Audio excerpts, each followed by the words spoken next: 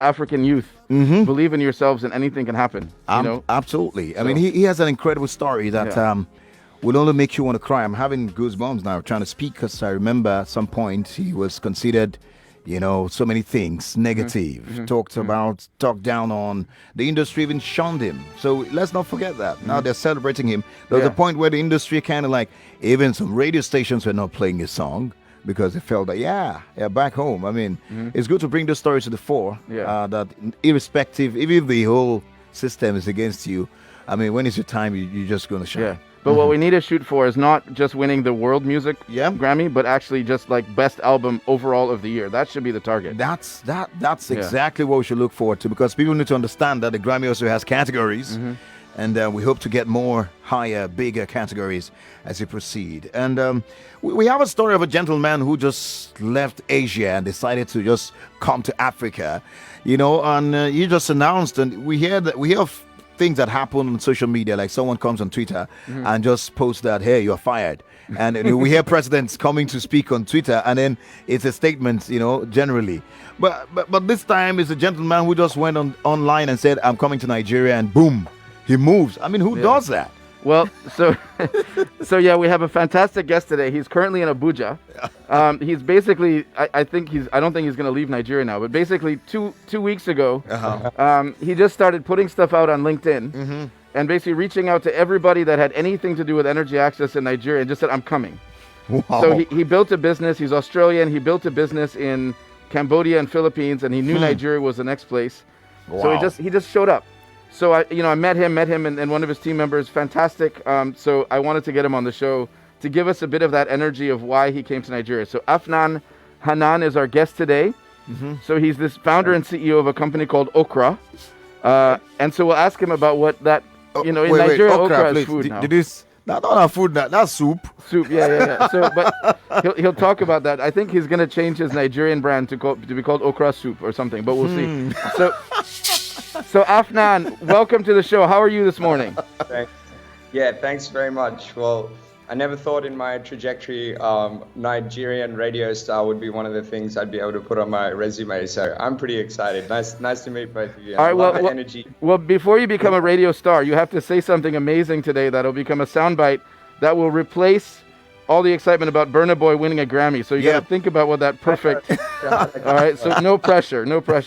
So, but Afnan, he goes by Afi, not to be not Af. It's not short for Afyong. It's short for Afnan. I was going to say that. So, but Afnan showed up in Nigeria. So just tell us a little bit about your background, and then what made you get on that plane to just come here and just show up. It's your first time in Africa, and you came to Lagos.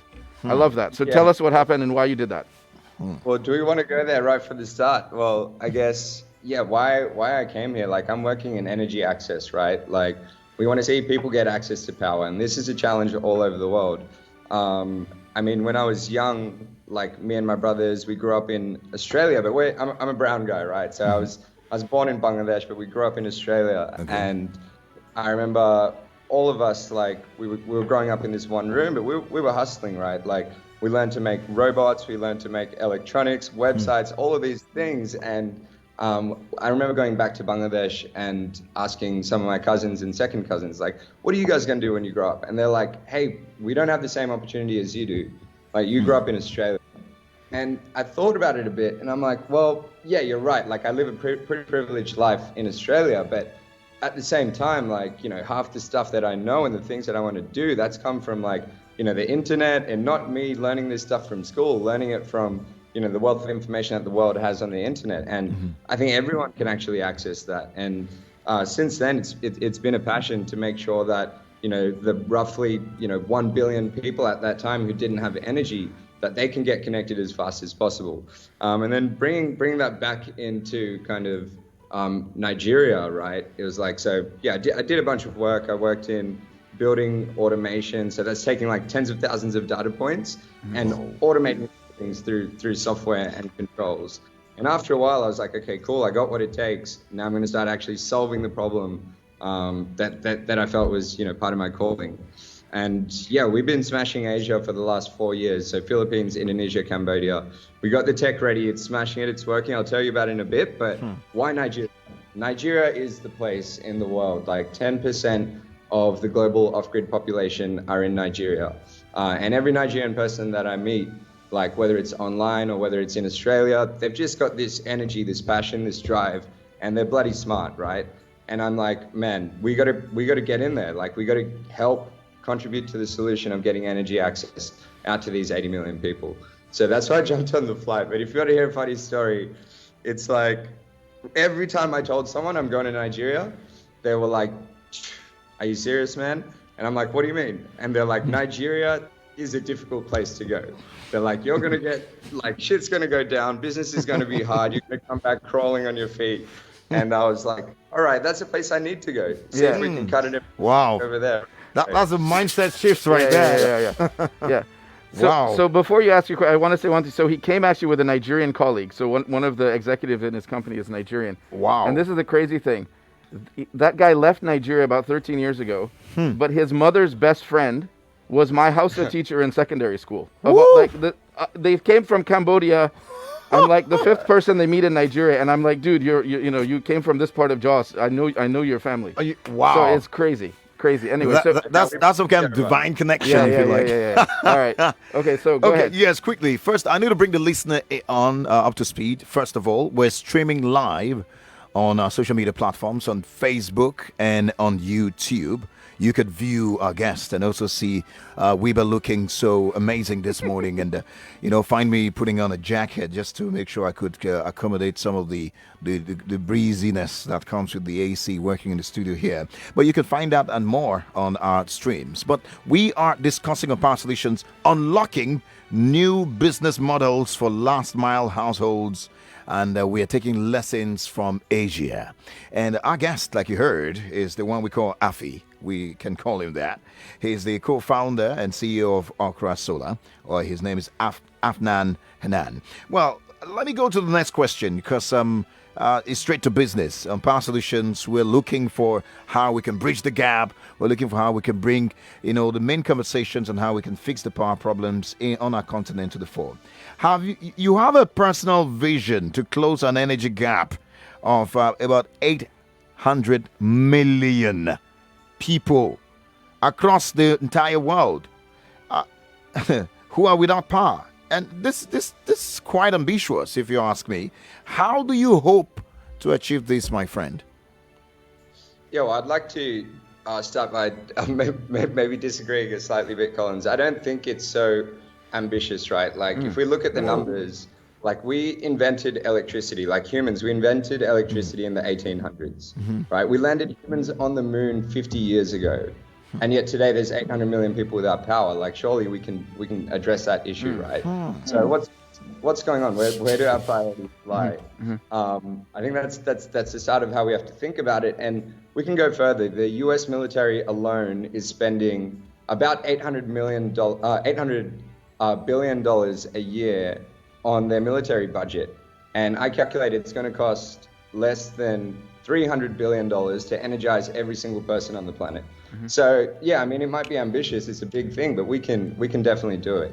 And once these people are connected, you see straight away their income increases, their security increases, their access to opportunities increase. And I calculate that if everyone in Africa that currently doesn't have energy gets connected, it will increase GDP by about $150 billion a year, which means that's like a 2-year payback on investment. So, but yeah, the challenge is, I guess, right now the governments or the World Bank, etc., the donors, institutions, they're simply not putting this money in, right? So we need to think of other ways of doing that, and that's why Okra actually exists. And leverage like technologies, I'm sure we'll go into it later, but we leverage advanced technologies that are available today, and we use that to enable profitable models for actually getting energy out to the last mile. So we don't have to depend on these big donors and institutions to put the money in.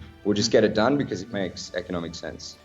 Well, leveraged technology, that's a great point to pick from that. Yeah, so you said in 2017 you started Okra Solar.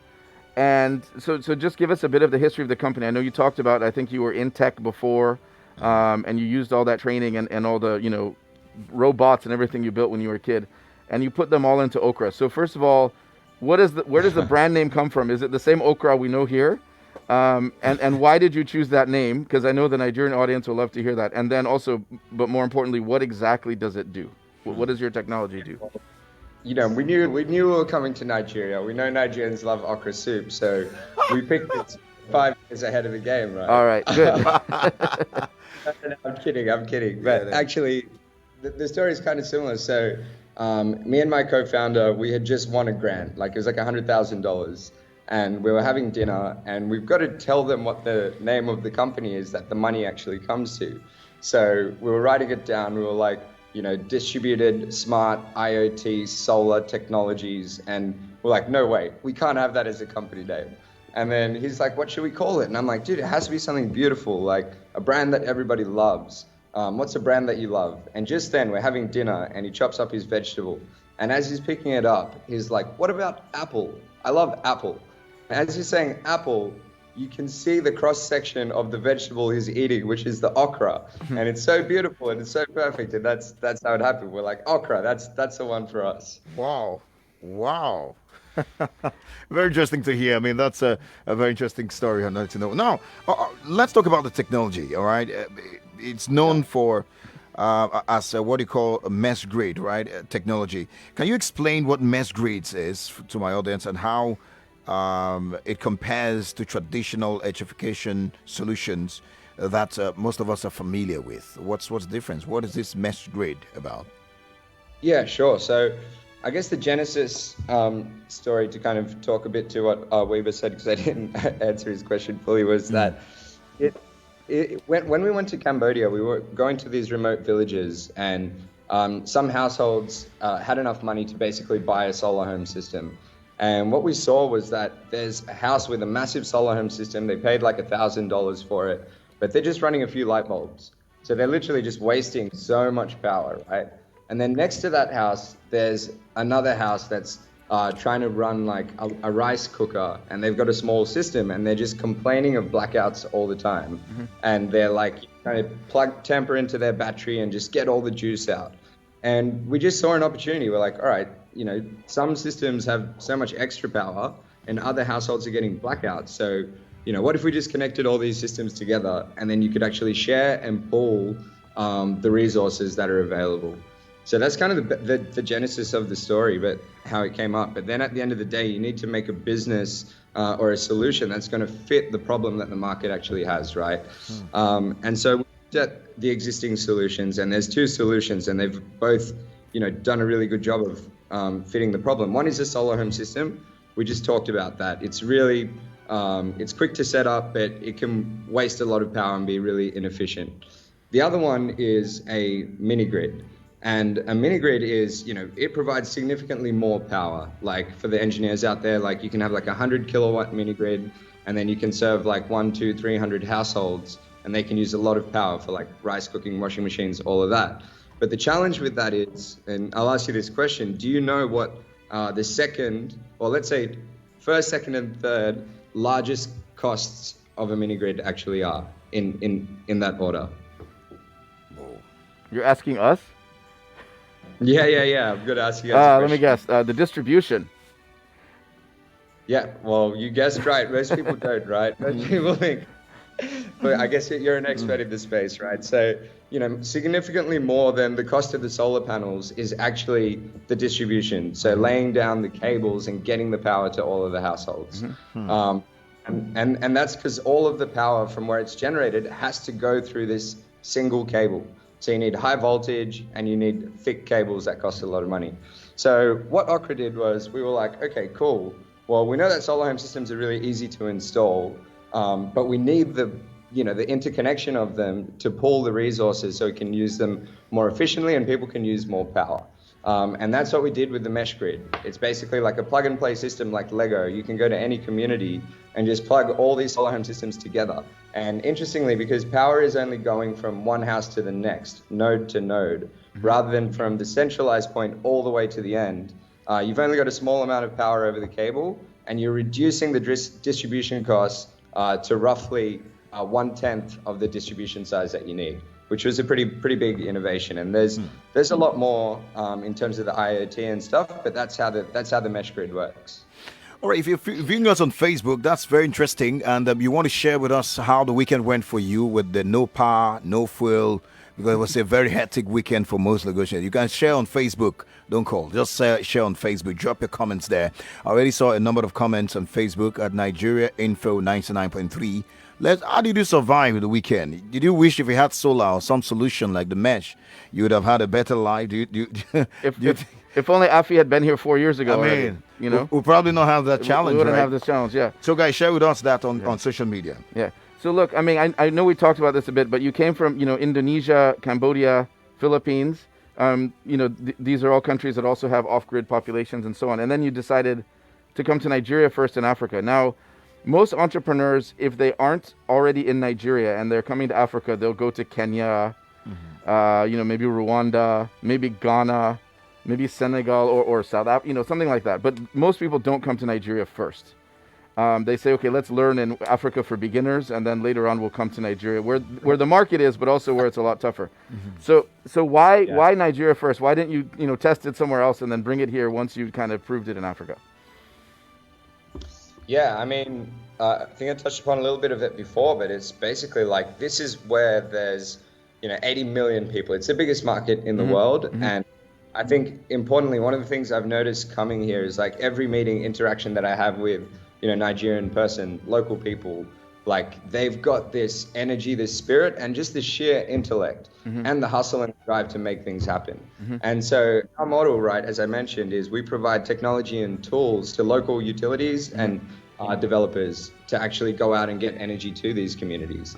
And Nigeria is a place where the developers, the companies that are here that actually really want to go out and get energy access out there, the ones that are going to hustle and get it done, I mean, it's paramount. Like these, I'm really impressed, and we want to keep partnering with them. So to give you a bit of context, like, people told me that it was going to be challenging, right? And not sugarcoat it, pretty much they were like, it's going to be dangerous for you to go out here. There's going to be places where you're going to be tough. We partnered with a company called GVE. They've done 10,000 connections already in Nigeria, and they're aiming for 200,000 more in the next few years. I'm on their board, by the way. So. But he connected that with them without me. It had nothing to do with me. He just found them. Absolutely. So, yeah. And you didn't know that you. No. He just found them. I mean, you're the energy man. No. But he's more energy than me now. Okay. But keep talking about GVE. Let's hear. Let's hear. We need all the energy men and women that we can get, right? Yeah. So, and like to tell you a bit of an anecdote, like GVE's awesome, and they're like, we'll try this new innovative tech to see if we can lower our costs and make it more sustainable to get energy out there. And just this weekend, their team and Ote from our team, they hustled to get the pilot project installed. And I hope it's fine me saying this, but basically, one of the GVE guys actually had a challenge. Like he got a bunch of people came up to him and they had arms and stuff, and they were pretty much like, dude, we need your money. Right, and so that happened. GV went through that, but he brushed the dust off his shoulders, went out, finished off the entire installation, and this community now has power. But that's kind of what it takes, from these developers to actually go out and get power to these communities. It's a challenging market, but one where I see everyone has the will to make it happen.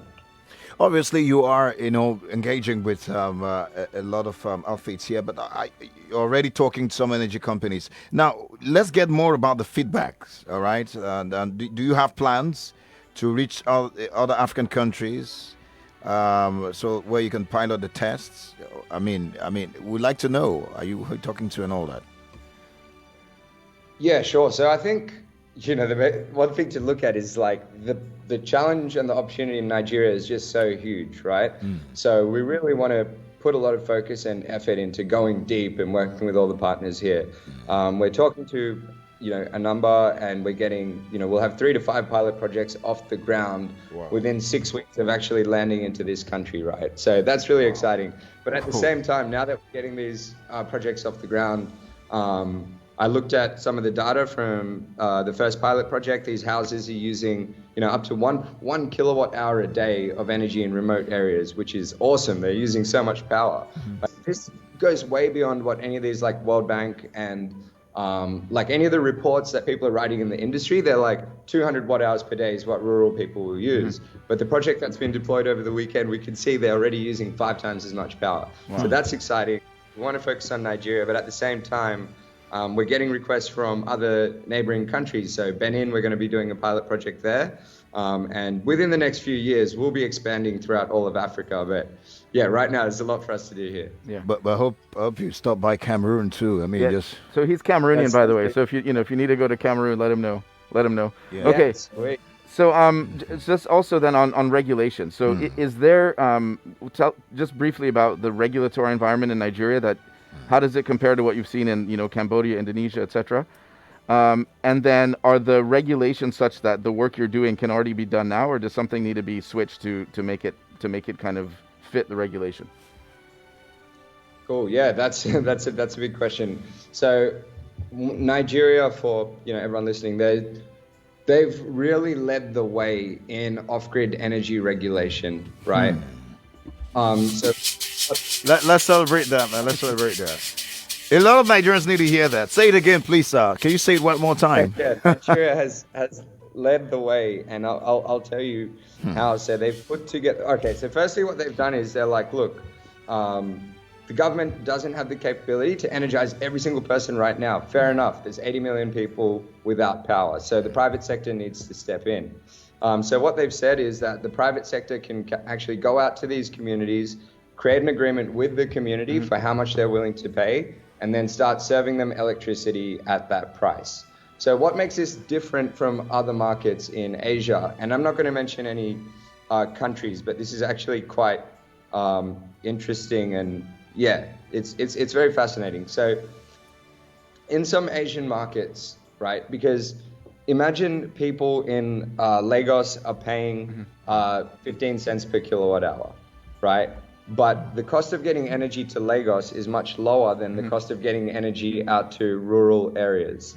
So people in rural areas, on a perfectly free market model, they should actually be paying more than the people in Lagos. But it kind of looks bad for the government if the poorest people are paying more for energy, right?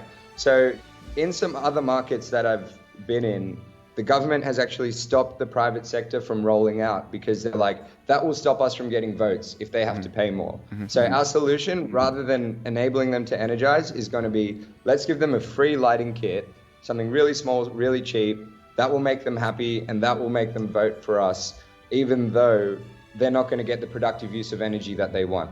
What Nigeria's done differently is they've said, private sector, you create the agreement. If the community is willing to pay, you go out and you serve them. That's number one. All right, great. Before you continue, we'll be wrapping up in less than 2 minutes. We need to quickly go on the commercial break and just pick one or two and then get you to conclude your thoughts, and then we'll say bye-bye. All right. Yeah, sure. We'll be right back. Babes, your design is so fine. Who did it? I did. Who taught you? Digital Consult did. Wow. Yes, learn graphic and web design, multimedia and animation, coding, AutoCAD, 3D Max, and more at Hantech Digital Consult. Enroll today to increase your productivity and income earnings. Register. Visit hantechdigitalconsult.com/registration and email info@hantechdigitalconsult.com or call 081-6537-2321 and online at Hantech Digital. Hurry now. Hantech Digital Consult. IT training for Generation Next. It's a new life. It's a better life. A new life is here, where we lift the weight of you. Enterprise life. So you can achieve more in everything you do. Enterprise life. It's a new life. Live the new life from Enterprise Life Assurance, where we have tailor-made life insurance solutions to take care of your worries. Our decades of experience in many West African markets, plus our unique one-on-one customer relationship, helps you get the best out of life. Visit www.myenterprisegroup.io/NG or call 0700 Enterprise. Enterprise Life Assurance, your advantage. Welcome back to your number one talk, news, and sports station. This is Nigeria Info.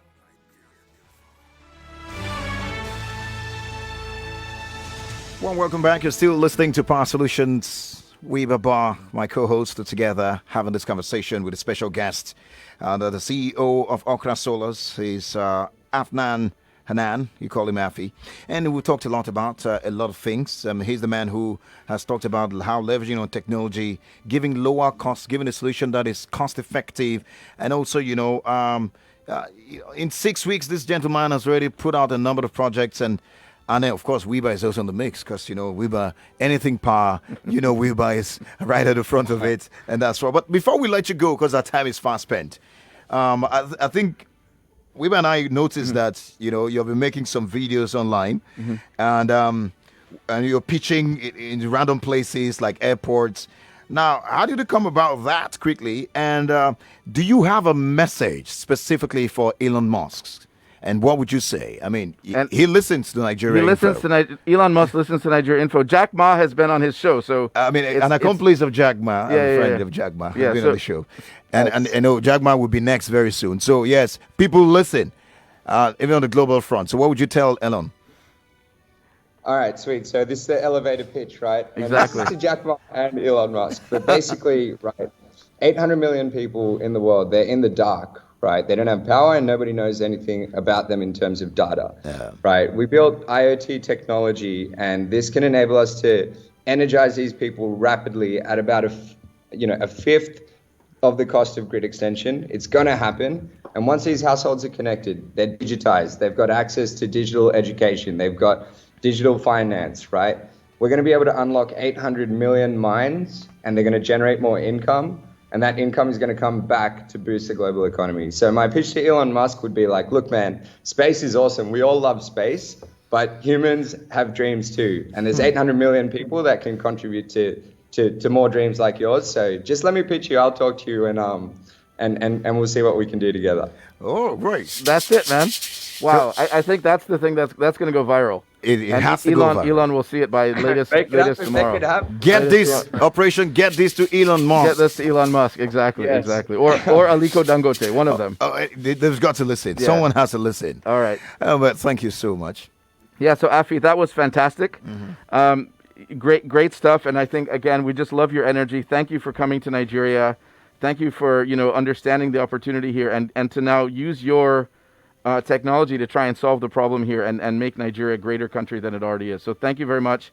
We hope you stay here and stick around for a long time. And I think you can run the other markets from Nigeria because this is a much cooler place to live anyway. I mean, awesome. How many Grammy Award winners are there in Cambodia, man? This is supposed to be. Next time you see me, I'll be in my kaftan. Okay, so thanks so much. We look forward to that. Power to the people. See you guys. Thank you. Thanks. Wow. What a show. Indeed. We just have to go. All right. And that's where it ends. Next week we'll be here again with another guest. Yeah, I feel energized, man. Afi has energy, and I like that. A lot hope of people energy. listen to it. Yeah. It feels like speaking to actually Nigerian, someone in the street. He has that Lagos feel already. Yeah, he does. Yeah. So anyway, good luck to him, and look forward to another show next week, and we'll learn more. That's right. Well, that's it for Power Solutions. Bye for now. And I'm signing out on behalf of the entire team. Those who want me, Dikpo Mowari, not forgetting Comfort, also forgetting the digital guys. And the team, the guys down there, the marketers, every department that has worked to ensure that we have this radio shows go on the air. I say well done to all of you. And most especially to my co-host and my better half on the morning, I was going to say, Family Talk, Andrea Odobi Teke. Thanks for making it a great show. And to Wiebe Boer for making this Power Solutions yet another beautiful one. I would say thank you, Sai. All right, thank you. Bye for now. 99.3 Nigeria Info. We are more than just radio. Subscribe to our YouTube channel at Nigeria Info FM. Check us out on Facebook at Nigeria Info 99.3. Follow us on Twitter at Nigeria Info FM and on Instagram at Nigeria Info FM Lagos for live updates as it happens. 99.3 Nigeria Info. Let's talk.